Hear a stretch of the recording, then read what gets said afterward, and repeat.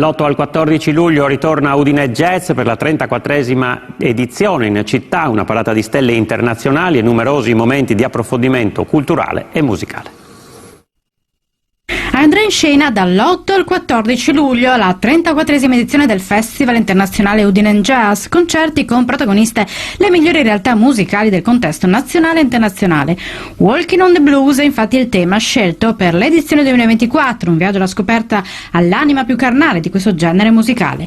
Il 24 giugno la grande anteprima con il trio californiano Dog Star dell'attore e musicista di fama planetaria Keanu Reeves. Fra i nomi di spicco del calendario troviamo Gary Clark, Fantastic Negrito, Corey Henry, Marc Ribot. Completano il programma e tanti momenti di approfondimento culturale e musicale.